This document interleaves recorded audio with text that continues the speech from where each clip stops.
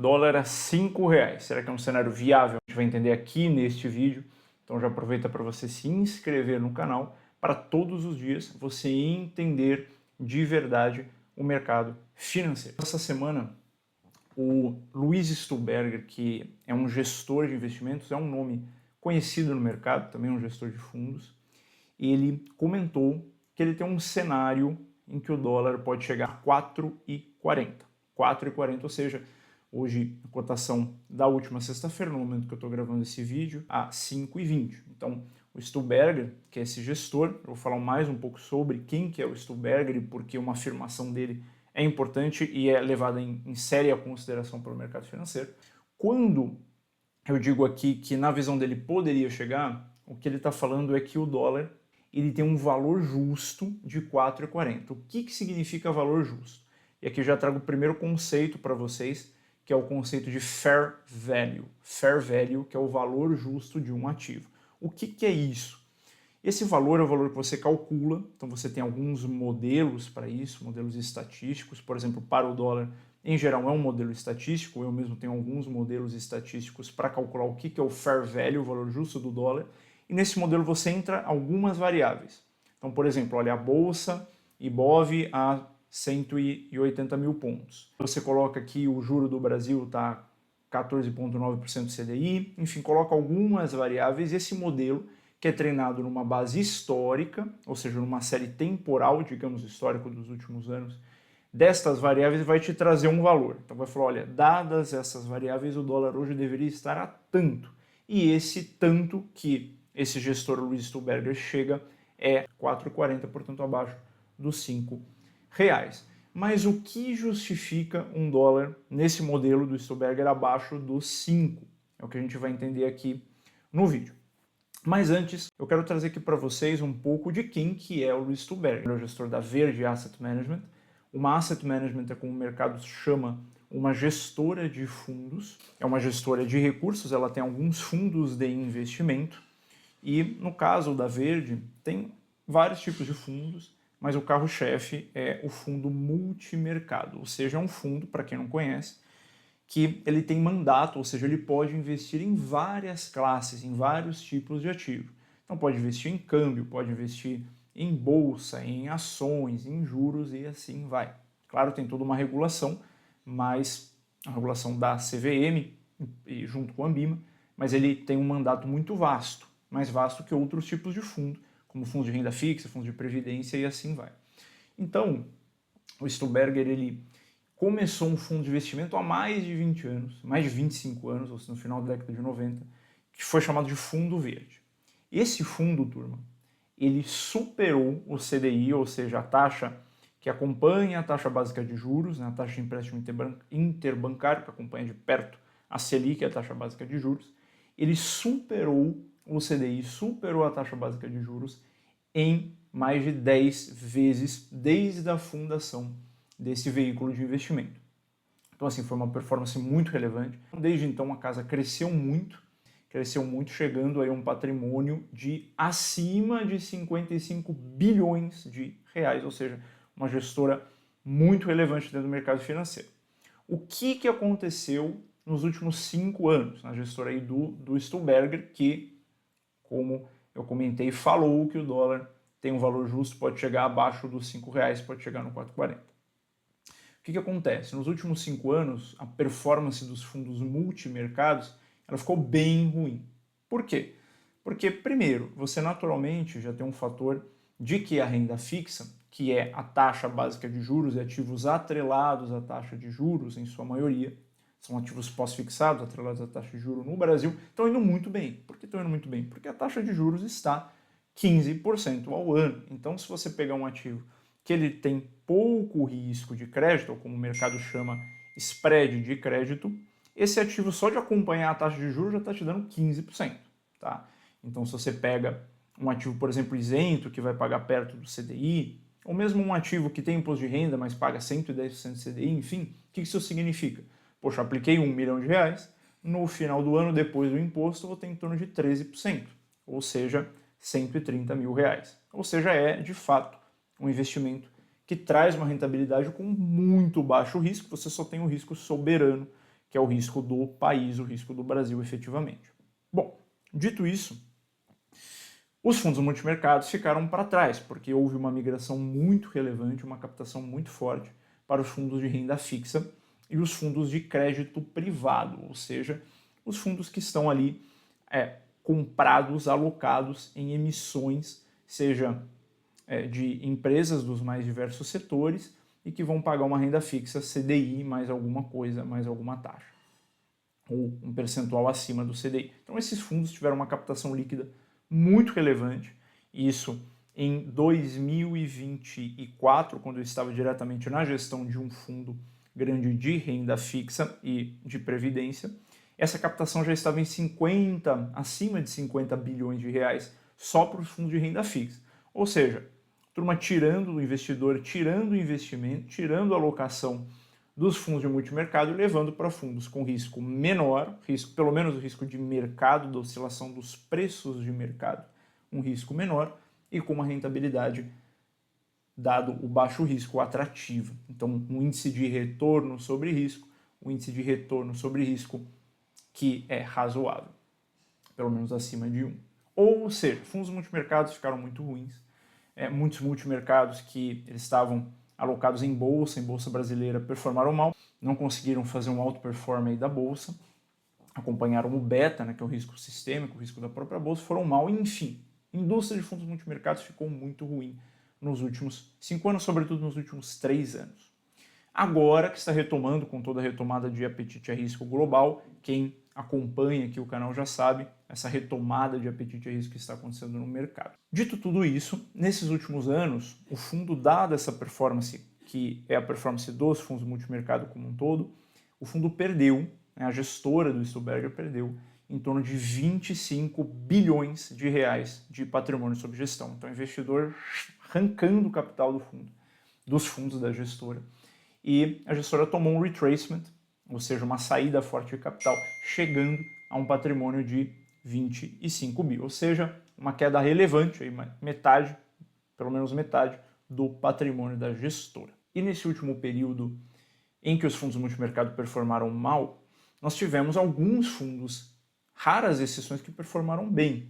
Um deles são os fundos do Alfredo Menezes, que foi durante muitos anos tesoureiro do Bradesco, é também um nome muito respeitado no mercado. Ele tem uma gestora que chama Armor Capital, começou como um family office, um patrimônio mais concentrado, depois abriu captação, enfim, virou uma gestora muito respeitada de fundos. E o fundo do Alfredo performou muito bem. Vou mostrar aqui para vocês os dois fundos, tanto do Stuberger quanto do Alfredo. E o Alfredo está com um cenário de dólar, um fair value, um cenário de dólar justo, mais para cima, no 5,40. Não tão mais para cima, o dólar está 5,20. Mas um fair value de 5,40, conheço algumas casas que estão perto também, então de 5,5 para 5,40, 5,35. Então, trazendo aqui a visão da rentabilidade dos fundos, para a gente referenciar. Esse que vocês estão vendo agora, esse gráfico, ele é o gráfico do fundo verde, não o primeirão, lá de antes dos anos 2000, porque aquele é fechado para captação, mas esse fundo aqui, que ele é de 2015, fundo multimercado. Então, turma, aqui a gente vê o passar do tempo, nessa linha horizontal, essa linha horizontal, então 2016, 17, 19 até 2026 aqui, tá? E aqui nós temos, portanto, a rentabilidade de performance do fundo. A rentabilidade do fundo, ela está nessa linha aqui, tá bom? Nessa linha em azul escuro, que eu estou ressaltando aqui para vocês agora, tá? Então, essa linha aqui. Em azul claro, que é essa que eu vou desenhar aqui e ressaltar para vocês agora, é a Bolsa Brasileira, o índice Ibovespa, tá? O índice Ibovespa. E a linha em amarelo é a linha do CDI, ou seja, a taxa que vai acompanhar a taxa básica de juros. Então, podemos notar aqui, que o fundo ele tem uma performance que, na média, é acima do CDI, Então, vamos ressaltar o fundo de novo aqui. Tá? Vamos ressaltar ele de novo aqui. Ele tem uma performance até acima do CDI, com uma certa consistência, É um fundo que, no histórico dele, ele fica ali a 140% do CDI, 150% do CDI. Então, ele tem uma rentabilidade bem interessante. No entanto, às vezes, como agora, né, ele fica abaixo do Ibov, né? Você vê que o Ibov está aqui para cima, né, o fundo está aqui, tá? Então o Ibov está aqui e o fundo ele está aqui mais para baixo. Porém, em alguns momentos, né, nesses momentos que o índice da Bolsa Brasileira ele foi muito para baixo, né, como aconteceu aqui em 2019, né, toda a questão da crise do Covid, a Bolsa despenca para cá, né, a Bolsa despenca para cá, o fundo ele fica mais ou menos aqui. Né, então ele despencou junto, mas ele reduziu, na medida do possível, a volatilidade da Bolsa. Tá? Vamos ver aqui o outro fundo, que é o fundo que eu comentei do gestor do Alfredo. Né, o fundo da Armor Capital, chama Armor Axie. Tá? Também peguei aqui do Ambima Data. Né? Então, o fundo Armor Axie, que também é um fundo multimercado, esse é um dos carros-chefes da casa, um patrimônio de quase R$1 bilhão. Tá? Então, nós podemos ver que a performance do fundo, ela fica acima do CDI, não vou ressaltar ela aqui agora, ela fica acima do CDI. Né? Notem que ela abre um espaço muito relevante aqui com relação ao CDI. Então essa janela é uma janela menor que o outro fundo, ele começou em 2020 para 2021, então ele tem uma janela menor que o outro, que era de 2015. Mas notem que ele abre um espaço muito interessante com relação ao CDI, esse fundo aqui da Armor Capital, lembrando que é um fundo multimercado, é um fundo que tem riscos de mercado, tem uma volatilidade, e também ele abre um espaço interessante aqui com relação ao Ibov, né? Esse é o Ibov no período. Notem que como o período é menor, o Ibov ele tem performado pior que o CDI nesse período, mas agora, né, o Ibov, a Bolsa Brasileira, né, quem acompanha aqui o canal já sabe, ela performando bem, já supera aqui o CDI em 2026, mas o fundo segue com uma consistência bem interessante, bem acima do CDI. Esse é o fundo da gestão do Alfredo Menezes, que eu comentei para vocês. Então, comparando aqui os dois fundos, desses dois grandes nomes do mercado, o Stuberger e o Alfredo, com dois cenários diferentes ali para o dólar. Um com fair value, um valor justo do dólar. Stuberger abaixo de R$5, com uma condição que nós vamos ver. E aqui o Alfredo com um cenário, os fundos de gestão do Alfredo, com um cenário de dólar acima aí no 5,40. Agora voltamos à pergunta. Será que o modelo do Stuberger está aderente à realidade? Será que o dólar pode chegar abaixo dos R$5? Bom, o que é o grande impeditivo hoje nesse modelo, pelo que o próprio Luiz Stuberger trouxe na sua fala? O grande impeditivo para que o dólar chegue abaixo dos R$5 e, portanto, venha convergir para um nível aí dos 4,40 é o risco fiscal. O que é o risco fiscal, turma? O risco fiscal é, como o mercado chama, o risco das contas públicas, do equilíbrio fiscal, ou seja, do equilíbrio das contas do governo. Ou seja, quando a gente está falando de equilíbrio fiscal e de risco fiscal, eu explico isso na crava, na formação e todo o efeito disso para o mercado financeiro nos preços. Nós temos que as contas do governo são dadas por receitas menos despesas. Tá? Então é um equilíbrio. O mercado está sempre olhando para equilíbrio, tanto no equilíbrio monetário quanto fiscal. Então, nós temos aqui esses dois fatores. Então, se nós temos uma despesa que vai crescendo acima da receita, e nós temos uma meta para isso, uma meta do quanto que tem que ficar o resultado fiscal, ou seja, a receita menos a despesa, se isso ficar muito acima do esperado, nós temos um crescimento consistente da dívida pública. E a dívida pública, ela é medida, como eu trago também na formação no detalhe, medida pelo índice que é chamado de dívida PIB, dívida sobre o PIB. Portanto, hoje no Brasil, nós rodamos a um nível de dívida PIB em torno de 75%, que pode chegar aí nos próximos anos 80% e acima de 80% de dívida sobre o PIB. O que isso significa? Significa que de toda a atividade econômica que o país gera, que é medida pelo PIB, toda a atividade da economia que o país gera, 80% disso é só para pagar dívida. 80% disso é só para pagar dívida pública. Então, até no cálculo do FMI, que é o cálculo internacional, esse índice aumenta, ele vai para 90%. Tá? Então, ou seja, de tudo que o país gera, quase tudo, né, fica só 10%, mas quase tudo é para pagar a dívida pública. Esse, por outro lado, também é um problema global, é um problema estrutural.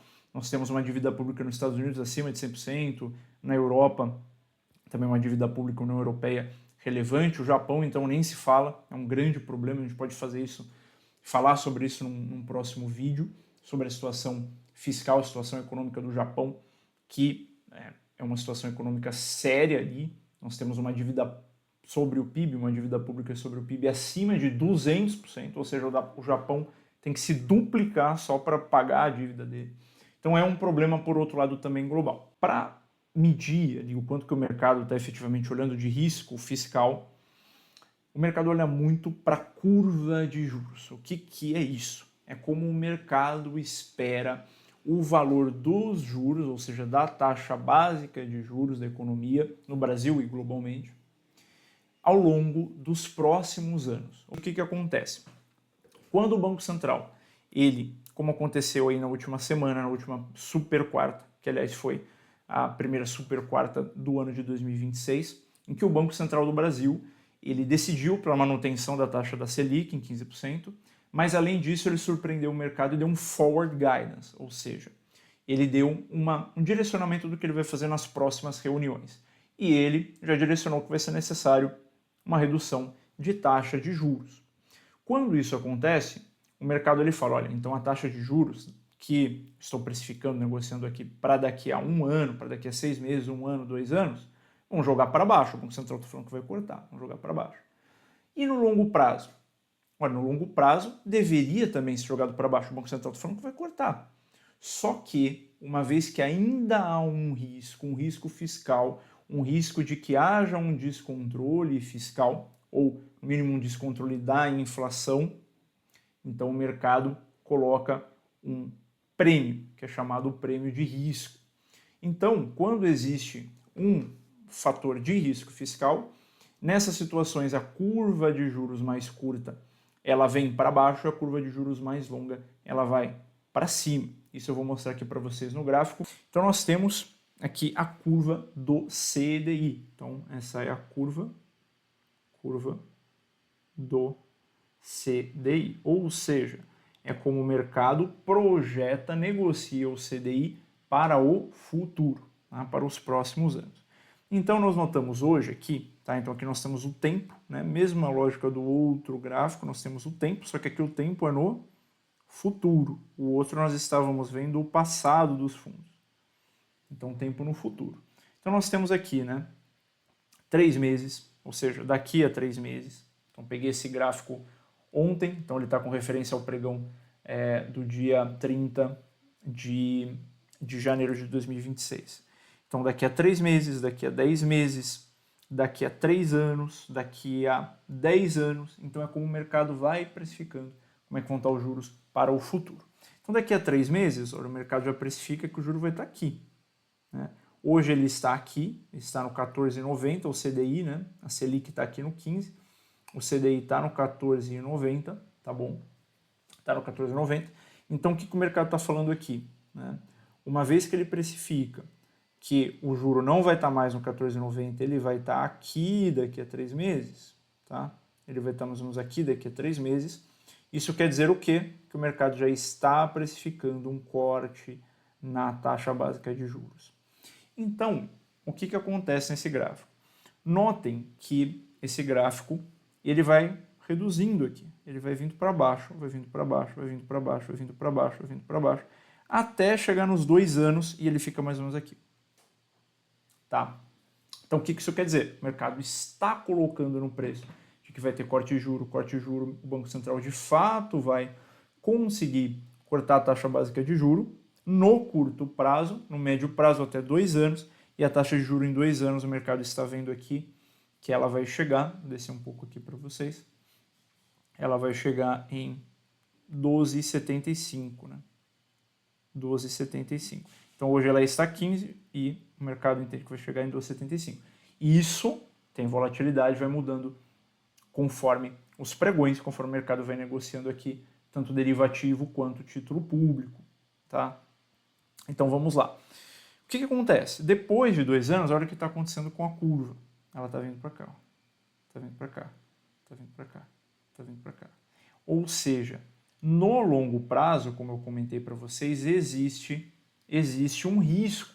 O mercado não acha que a curva vai ficar do jeito que ela for cair aqui até 2 anos, vai ficar em 12,75.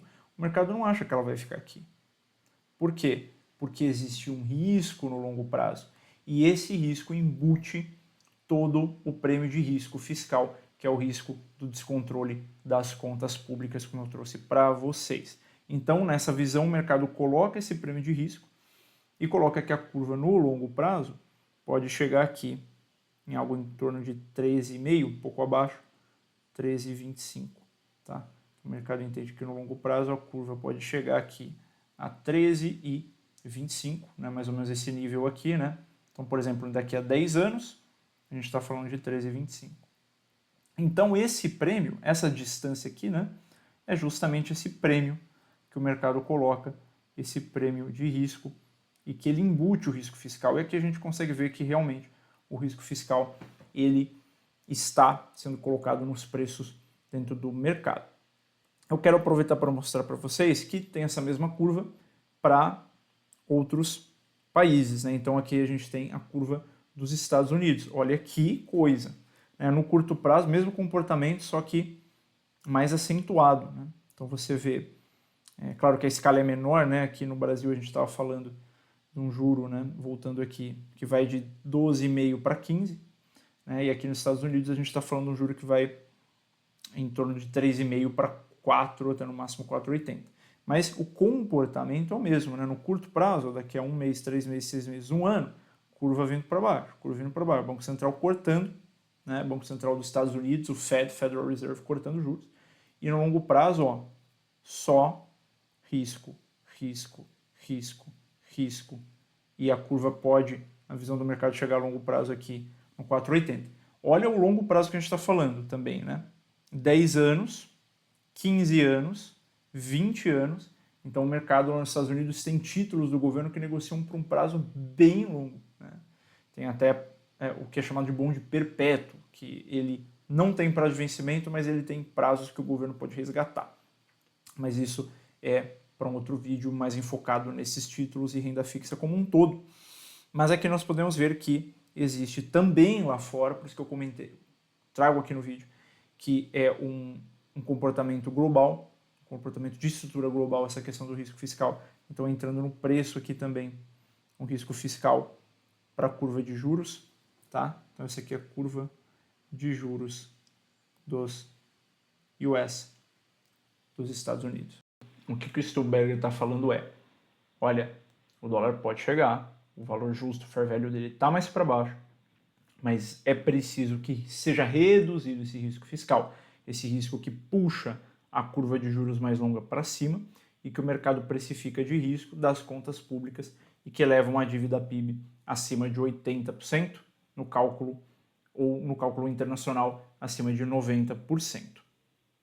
No entanto, nós temos fatores aí que pressionam o dólar para baixo, né? Então, o dólar, como eu tenho trazido nos vídeos aqui para vocês, ele tem um movimento de retração global que vem de 1 ano já.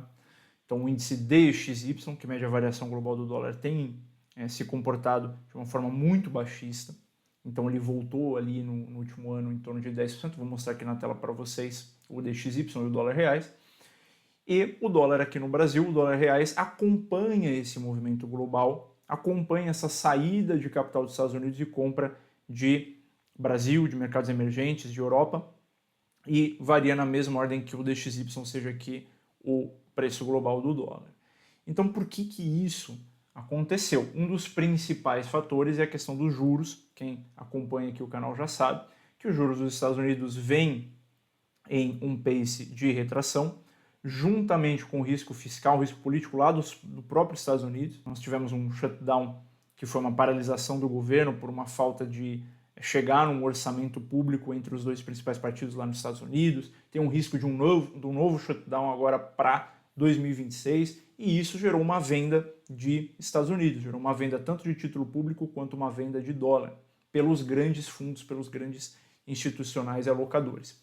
Ao mesmo tempo, você tem essa saída de capital dos Estados Unidos, No Brasil, pelo mesmo fator que eu comentei há pouco, nós temos um juro de 15%, mesmo que tenha essa retração já a valor futuro, nós temos um juro ainda vantajoso contra os Estados Unidos. Os Estados Unidos está em 3,75, aqui está 15, mesmo que aqui vá para 14,5, 14, como está na curva esperada pelo mercado que eu mostrei para vocês, ainda tem um diferencial positivo para o Brasil.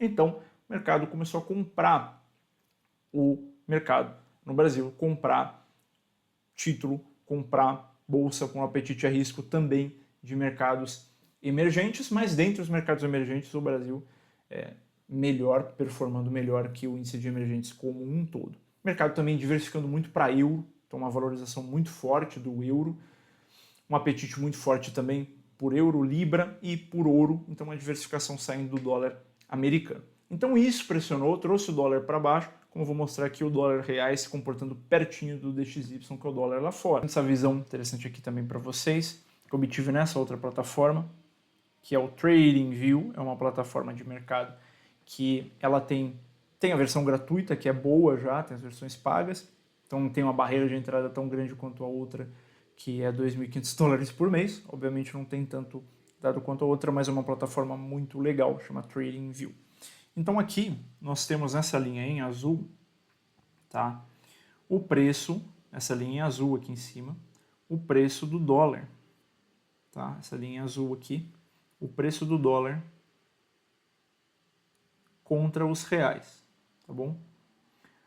Isso num período que vai desde janeiro de 2025 até hoje, então até dia 1/2 de 2026.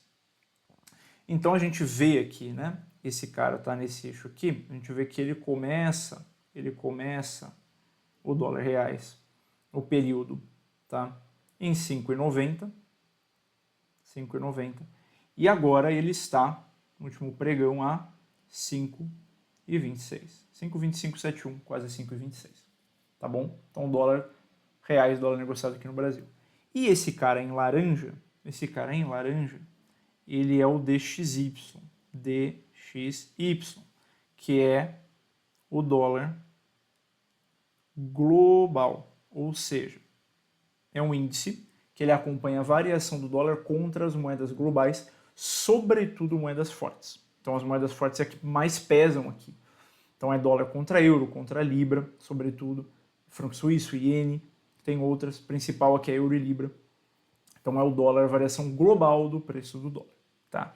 E ele começou então ano passado a 107, é um índice, né? Ele tem um número, então o índice começou a 107 e agora ele está a 97, tá? Então notem uma coisa, olhem o comportamento do dólar global, né? Indo para baixo aqui numa média, e do dólar aqui no Brasil, tá? Que é a linha azul também, indo para baixo.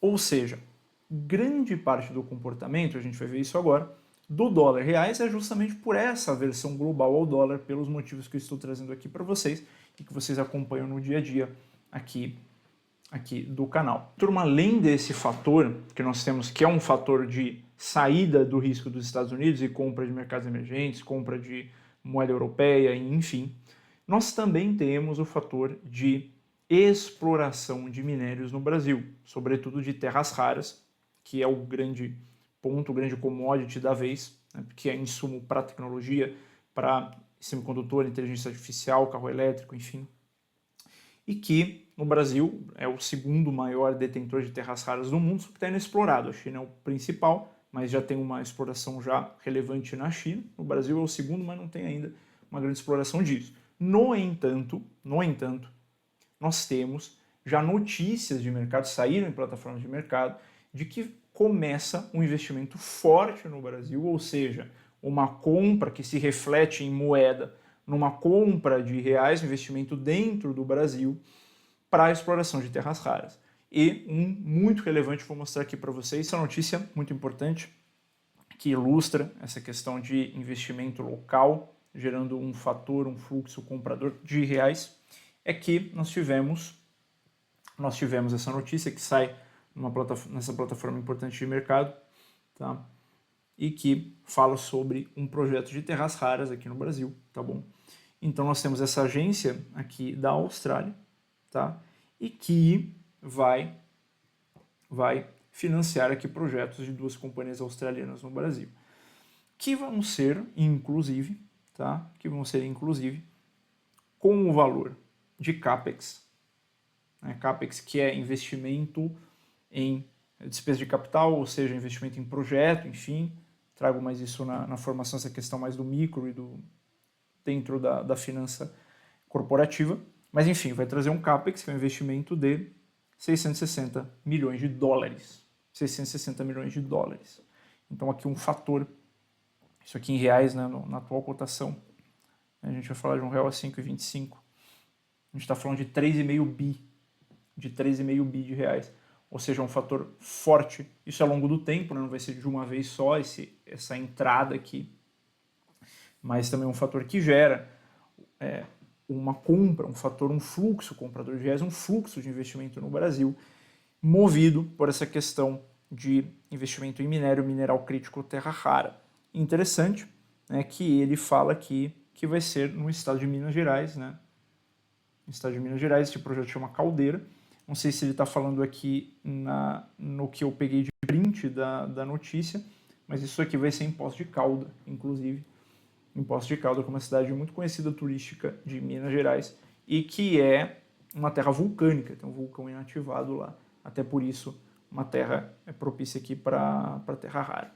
Turma, nós temos fatores que naturalmente já pressionam o dólar para baixo globalmente, que é essa saída do capital dos Estados Unidos por conta de um juro naturalmente mais baixo e por conta de risco político fiscal nos Estados Unidos, sobretudo essas questões de shutdown. Primeiro ponto é esse. Segundo ponto é esse apetite que vem a mercados emergentes e que no Brasil tem esse fator adicional, que é uma compra de reais para exploração de minerais críticos. Então esse é um ponto também relevante e que pressiona naturalmente o dólar reais, o dólar contra o reais para baixo aqui no Brasil, ou seja, o real se valorizando. Agora, para que esse movimento se acentue e chegue abaixo de R$5, concordo com Luiz Tubergen. É necessário que haja uma redução de risco fiscal, uma redução do risco fiscal para que haja uma alocação adicional de capital no Brasil em reais, ou seja, pelo menos uma redução dessa trajetória, dessa inclinação da dívida PIB, que está no caminho de chegar a 85% a 90% pelo cálculo nacional, mas pelo cálculo internacional já está acima aí dos 90% de dívida PIB. Então, o mercado ainda tem muita cautela com relação a essa questão do risco fiscal. Murilo, qual que é o teu cenário de dólar? Você falou que você tem um modelo, como é que é o cenário? Meu cenário de dólar, 5,35 para o curto prazo, então mais perto aí, por exemplo, do cenário do Alfredo, outras casas que já estão no 5,40 ou 5,45, 5,50. Então não deixa de você acompanhar o canal, se inscreve todos os dias, as análises diárias do mercado financeiro para você entender o mercado e para você que quer entrar no mercado financeiro, alavancar a sua carreira, como tem muitos já que estão fazendo a formação com esse objetivo, pessoal que já está no mercado há algum tempo, está começando agora, ainda é estagiário ou analista, tem analista que já tem tempo de mercado fazendo a formação e que quer alavancar a carreira, quer aprender como o mercado funciona de dentro, de quem já foi gestor de fundo, de quem é tesoureiro e conhece como que é o funcionamento do mercado e traz conceito, porque eu trago conceito aqui, que em nenhum outro curso vão ensinar, porque é conhecimento de vivência de dentro, de tesouraria de dentro, de gestão de fundo com patrimônio acima de R$1 bi. Então aproveita para você se inscrever também na formação, você que quer entender esses conteúdos de mercado de uma forma prática. Então muito obrigado, turma. Até a próxima.